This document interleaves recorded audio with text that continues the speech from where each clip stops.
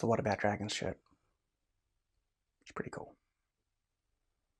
Available on Teespring. It's very odd me speaking this quietly. I'm not used to it. Dragons! Shadowverse. Greetings, I'm Shad, and welcome back to Fantasy Rearmed, where I take a look at the classic fantasy creatures and see what historical medieval weapons are best suited to them based on their physical characteristics. Or I figure out the best weapons to use against them, to kill them. But in this one, it's the best weapons for a creature, and we're looking at skeletons! Now, skeletons, this is an interesting, monstrous creature to look at. And the funny thing, the thing that goes with skeletons, what about zombies? People love zombies. Shouldn't you have a look at the best weapons of zombies? But the thing is about zombies, they're not too much different to humans, apart from the fact that they're harder to kill, and maybe intelligence problems as well. Depending on setting, of course, zombies don't always even use weapons. They just try and bite people and things. Skeletons, on the other hand, have some very significant differences, which makes this discussion far more intriguing. So, sorry to you zombie lovers. No, it's going to be skeletons. Though, best weapons to fight zombies, that's a subject for another episode. Alright, now skeletons. See, the thing about skeletons, so for instance, let's compare intelligence. We don't really know. I've never really seen too many talking skeletons, except maybe, the recent video game. Can't believe I forgot the name. What's the name? It's like one of my favorite video games. My brain isn't working! Divinity, Original Sin. There we go. That was a very slow process. The cogs like going clunk, clunk, clunk, ding! Yeah, they've got skeletons in there, undead and stuff, and they're intelligent, they're able to speak, so setting depend, is a big determining factor here, and it's hard to say what's the standard in all fantasy. Generally though, skeletons seem to be more monstrous creatures that don't talk, yet they're always using weapons of some kind, and they have some level of intelligence in regards to their ability to approach combat. They're just not monstrous animalistic rage machines that zombies are usually. Skeletons, no, they're usually using weapons. So then, what weapons are best suited to them? And to figure that out, let's take a look at some of the physical characteristics. This is where it gets really interesting. Skeletons are not exactly the same as humans. In fact, there's a lot missing if you compare a human to a skeleton. Can you see what's missing? His old bones.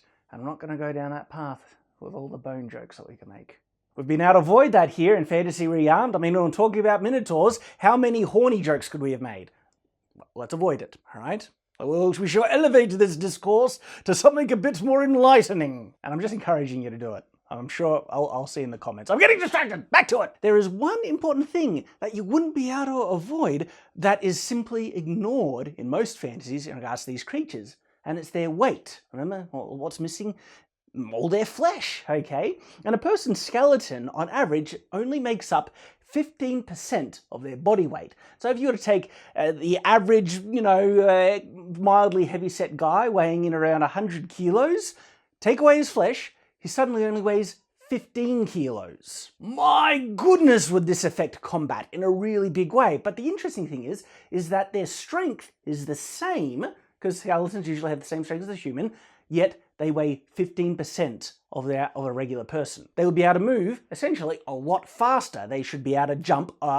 When I say jump, it wouldn't be twice as much, but still significantly further than a human and higher than a human. And that's only if they were just a skeleton by themselves. Moving fast, faster jumps, so that's a trait that you don't really see with skeletons. They usually are as fast as a regular human. But if we were to try and to make it a little bit more realistic, this would be a significant character trait. Alright, because I'm lazy, I'm not going to look up the exact math, but I'm just going to ballpark figure. So if a skeleton was using an average size, say, arming sword, 1 kilo, and they only weigh 15 kilos, 8% of their own weight, the sword is 8%, and that is equivalent to, say, a 100 kilo man swinging around a sword that weighs 8 kilos. So it's possible, it's doable, because remember in the video, Supergiant Swords, I was talking about, having a sword in terms of its own inertia overcoming your own inertia and stuff. You could probably go up to 10 to 20% of your own weight, which means the sword might not be too detrimental for a skeleton to swing around, especially if they have the same strength as a human, and then they have speed, okay, because they can apply that strength on lesser mass. I wonder if they have muscle fatigue, which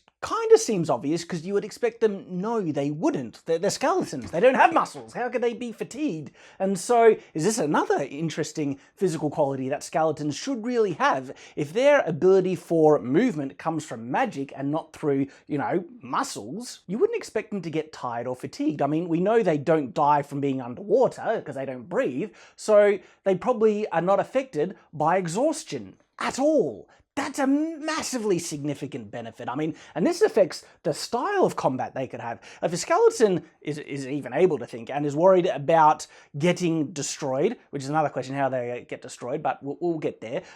Generally, it's blunt impacts, slashes, if you can cut through bones. But anyway, so that's that, right? If the skeleton is worried about getting destroyed, gee, they could just have a big shield or stuff like that and tire the opponent out, tire the humans out until they're so exhausted they can barely move, and the skeleton just kills them because the skeleton's not getting tired. Ooh, these things are a bit more dangerous, aren't they? Still, there are some significant disadvantages a skeleton would get because of their low weight, and that is when trying to brace or, press their weight against an opponent, okay? As soon as, say, a skeleton strikes and an opponent, say, if you're defending yourself, you're the human, you have a sword to block and you strike back and then suddenly you're pressing your weight and strength, okay? It doesn't matter if the skeleton is as strong as the human, okay? If they don't have enough weight pressing down on their feet to create friction to hold them in place, they are actually going to be knocked around kind of like a rag doll pretty easily by the human. In fact, they will be pushing themselves back with their own weight because their strength in combination with their opponent's strength is going to overcome their skeleton's inertia and friction so easily that they're just going to be knocked around. In fact, one of the better ways to try and fight these skeletons is to use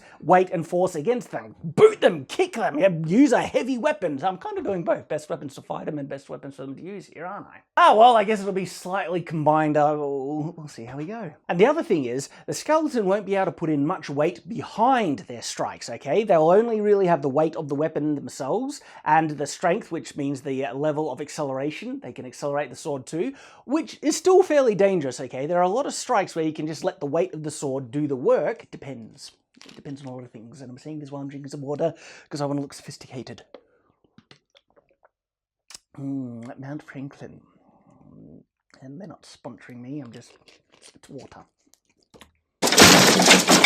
I'm so sophisticated that I don't drink water from a tap. Peasants drink waters from a tap.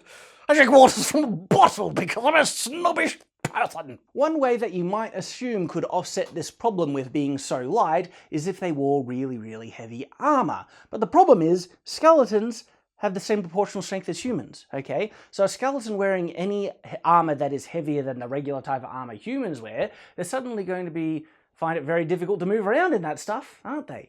So they wouldn't be able to wear, say, like 85 kilo armor to offset their 15 kilo weight, because they wouldn't be able to move anymore. And the other thing about really heavy armor is that it doesn't seem to be too common. Whenever you see skeletons around, they generally are able to be identified as skeletons, meaning they're not wearing too much clothes or armor because they don't really need too much protection. But this raises another interesting question. What threatens a skeleton, okay? What type of weapons would they want to, defend against? Well, the way you kill skeletons, usually it seems to be that you have to crush their skulls in some way, okay? So piercing weapons, arrows, useless, absolutely useless. Cutting weapons, maybe, okay? If you some swords can cut through bone, though, here's an interesting thought. Bone that is dried out, okay, dead bone, shall we say, is actually, it has different properties to living bone inside a real person. Living bone, I've been told, tell me if I'm wrong about this, okay? This was actually hard to confirm. I was intending to make a video that was featuring this subject far more, and I forget the subject of the video, but it led me to this discussion about living bone versus dead bone, and I tried to figure out, I remember, it was How Deadly Are Swords in Real Life, and talking about how easy it is to chop through a limb and stuff. So I actually went out of my way to try and figure out how easy it is to cut through living bone with just a really, really sharp knife and stuff like that, looking up butchering things if they're just able to cut through. And generally it's more through the joints, and cutting through bone is still hard. So anyway, it's hard for me to confirm this fact. If you guys know, great to know, but I have been told that living bone has the more similar properties to, say, wood instead of rock, okay? But when bone is dead and dried out, then it starts to have more similar properties to rock. And this is significant in regards to fighting skeletons because it's dead bone, obviously. And from cutting tests that I've seen people trying to cut dead bone and stuff like that, swords they don't fare too well, okay? We know swords legitimately cut off limbs completely in real battlefield situations, stuff like that, but that's living bone, all right? Dead bone, and especially if it's particularly thick, depending on where on the body, but, you know, spring steel katanas, look at this video here, bang, snap right in two, but that's a really, really thick bone from a cow, okay? So is that comparable to humans? Not really, but we can try and infer some information from it.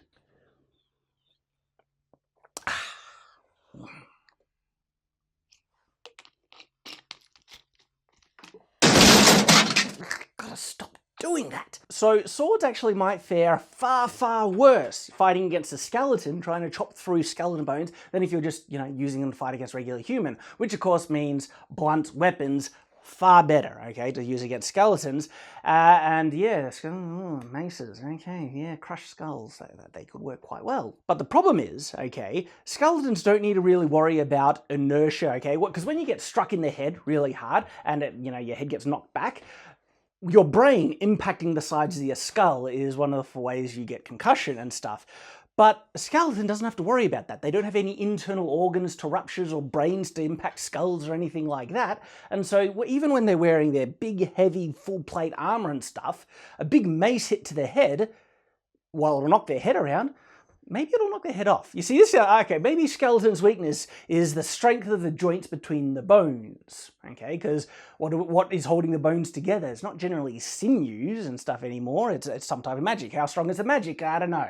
But it seems to be that you can knock skeletons apart through the joints, and so that might be the way to get them. And if that's the case, even the skeleton in really thick full plate armor could be susceptible to some really powerful blunt force blows. And how can a skeleton solve this? Well, if the skeleton was able to think, all right, if I was a skeleton and I knew that my weakness was keeping my joints together, I would probably get strips of leather and tie them around the end knobs of my bones to the end knobs of the other bones to try and make fake kind of sinews. And so when something gets knocked where it might overcome the magic, but then the leather is there holding it together, and then maybe the magic will snap them back in place, and ha, you can't knock me apart because I'm a skeleton with rope around my bones. Unfortunately, unless you're in the world of, say, Divinity Original Sin, skeletons don't seem to have that level of intelligence where they think about, oh, my bones, I better hold them together. But would they be smart enough to think about certain type of weapon combinations that would help protect them against those type of things? Blunt weapons, okay, dangerous.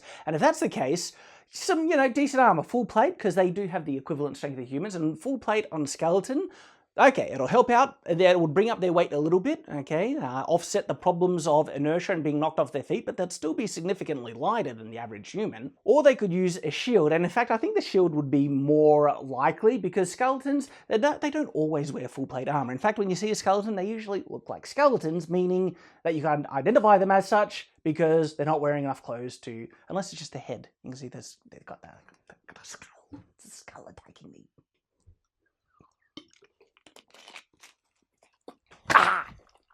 Gotcha.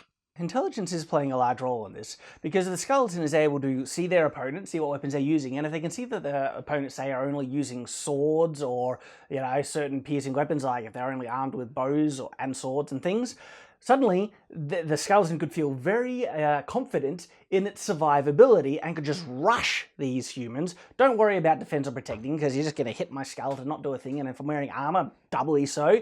And then just slash at them and kill them. In fact, the skeleton might want a weapon that can do more damage quicker, okay? Swords, it's interesting, swords. They can have really good stopping power, but there are other weapons that have better stopping power, okay? That can do far more devastating damage in a shorter amount of time. And those swords that can do really devastating damage are generally the ones that are a bit heavier and a bit more cut-focused, like the katana or falchion or just broad-bladed sword, so classic Viking style sword. These ones would suit a skeleton quite nicely if this is their mentality. Rush in, lots of damage really quickly. Because if in the skeleton's mind, any type of combat that gets kind of lengthened out gives the higher chances that enough blows will hit their skeletal structure to do damage to crush them. So if they can kill their humans quickly, that's a good pick. So heavier type of swords or axes, okay? I think axes would suit a skeleton in this regard quite nicely. Maybe even pole axes and other kinds of halberds. And then if they don't have muscle fatigue, like we mentioned before, skeletal archers could work quite well because they wouldn't fall into that trap of drawing back the arrow and not, because you're humans, you can't hold that there forever, unlike movies depict, but skeletons could. And that means that they could take their time zoning in on the target and aiming, but gee, how do they aim? Magic, I guess. Another weapon that comes to mind that would be pretty useful for a skeleton, looking at, these characteristics that we have, because they have the same strength as a human, not as much weight, and they don't have any muscle fatigue. So this actually makes the rapier quite a significant useful weapon, especially in regards to the standard stances used in certain rapier combat. Rapier combat is a fairly physically intensive style of swordsmanship, especially ones where you have to hold the sword out and you're kind of leaning low. Look at the pictures. That stance is hard to maintain, but a skeleton, they could do it forever. They don't need to worry about it. And, if they just have some good grippy shoes or something like that, with less weight but more strength, they would be able to accelerate those rapiers into some really quick thrusts. My goodness, and especially closing the distance, a skeleton with a rapier, that's actually a pretty vicious combo right there. And they certainly don't need to worry about rapiers, like a rapier wouldn't be able to hurt a skeleton, especially chopping through bone, if the skeleton bone dead and dried out and stuff like that. I don't see a rapier being able to chop through dried out bone in that way, no, not at all. In fact, the type of weapons a skeleton would need to worry about are the other type of weapons that I said might be a pretty good pick for them, and that's the weapons that do heavier damage. So in regards to swords, we're talking about heavier swords, katana, falchion, Viking style swords, axes, absolutely, and blunt force weapons, maces, warhammers. And in that sense, if the skeleton is worried about its own safety, as how worried, an undead monster can be at times, a rapier would be a good weapon to keep the distance between these weapons that can offend them and their own somewhat fragile, depending on circumstances, bones. I didn't expect to be led towards the rapier as one of the possible conclusions, but it does work quite well. And then they have the rushing tactic, and that's basically it, or all the thoughts that I have had in regards to this discussion. But if you have any additional thoughts, remember to share them in the comments below. I look forward to reading them. Thank you for watching. I hope to see you again, and until that time, farewell.